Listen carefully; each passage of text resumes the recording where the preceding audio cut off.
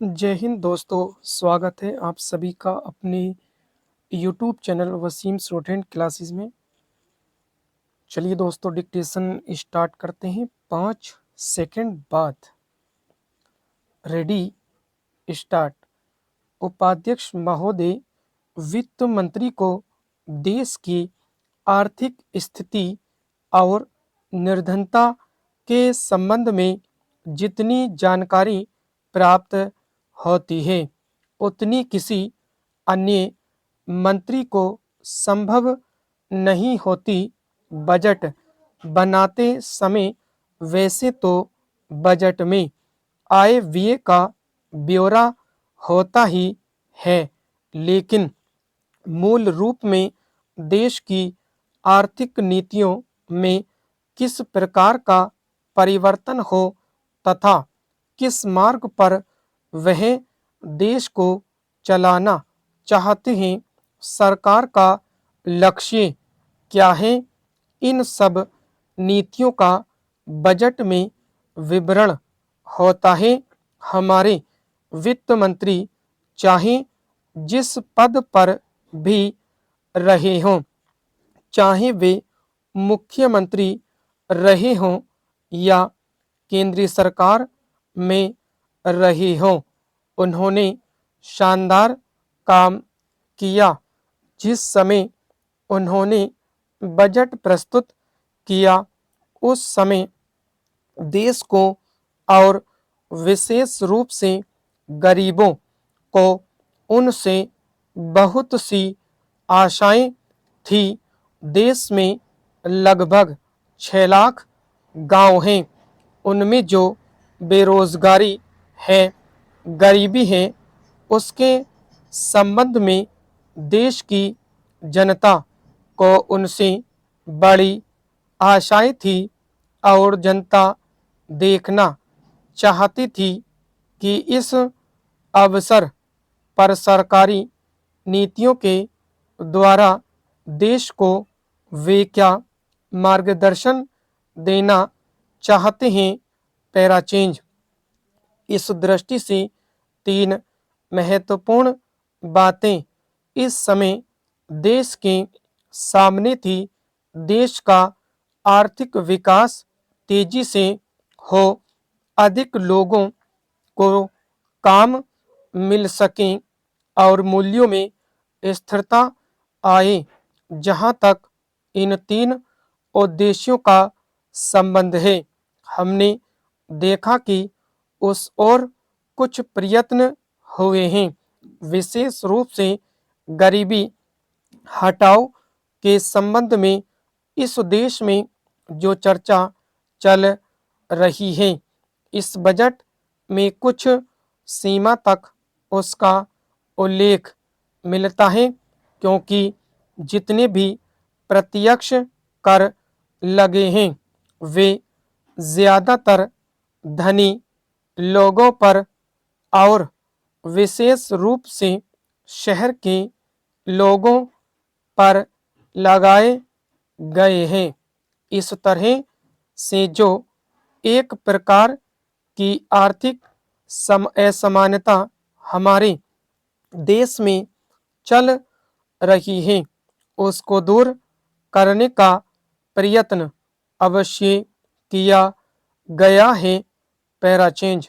लगभग 5 दशक पूर्व जब हमारा देश स्वतंत्र हुआ था, उस समय देश में जितने सरकारी कर्मचारी थे वे ऐसा समझ बैठे थे कि अब तक देश में जिस तरह से अंग्रेजों का प्रशासन चल रहा था उस तरह से काम नहीं चलेगा, क्योंकि कांग्रेस के जो नए लोग आए थे, जो मंत्री बने थे, वे लोग धन के मामले में त्यागी आदमी हैं।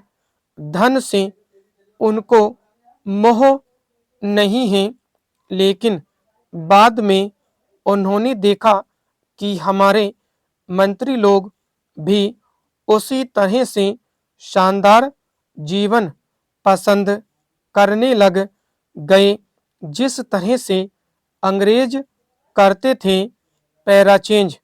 उपाध्यक्ष महोदय, तब उन लोगों को कुछ आशा हुई कि हम लोग भी उसी तरह चल सकते हैं जिस तरह से पहले चल रहे थे।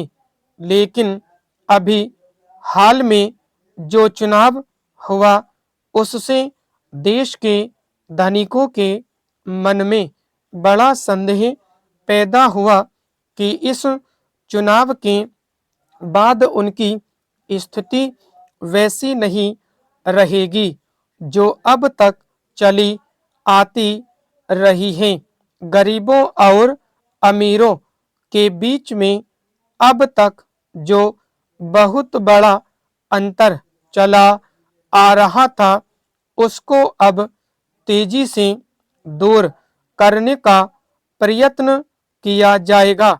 श्रीमान, मैं आपका बहुत ही आभारी हूँ जो आपने सदन में चालू वर्ष के बजट पर अपने विचार प्रकट करने का अवसर दिया है। मैं इस बजट का समर्थन करना चाहता हूँ। पैराचेंज।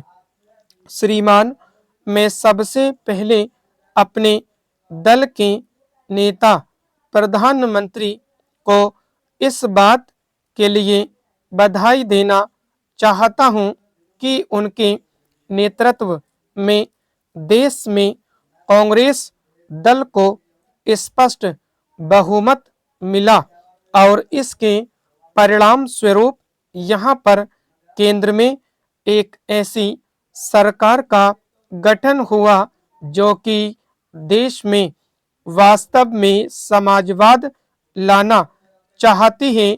मैं वित्त मंत्री जी को इस बात के लिए बधाई देना चाहता हूं कि लोकसभा में मध्य अवधि चुनाव में जनता द्वारा कांग्रेस दल को जो आदेश दिया गया था उन्हें स्मरण है और वह तन मन धन से उसका पालन करना चाहते हैं।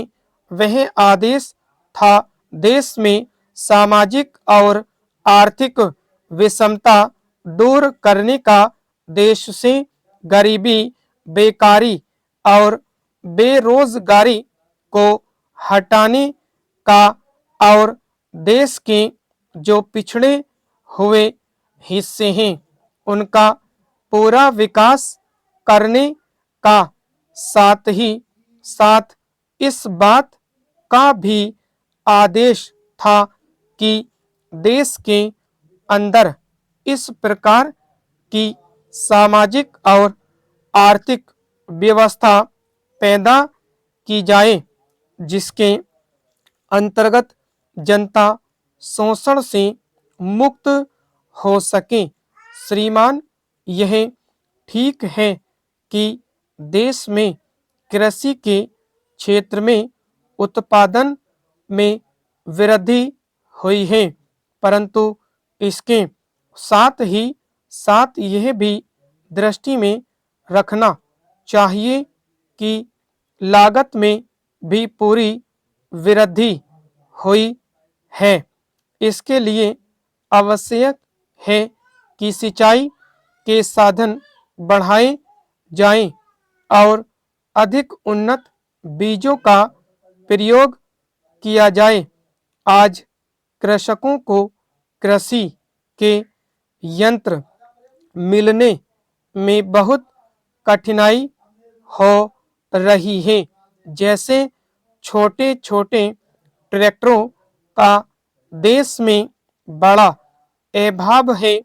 उनके बनाने के लिए शीघ्र नए कारखाने खोले जाएं जिससे कृषकों को जल्द से जल्द ट्रैक्टर मिल सके। देश तभी प्रगति करेगा। हमारा ऐसा विश्वास है। स्टॉप।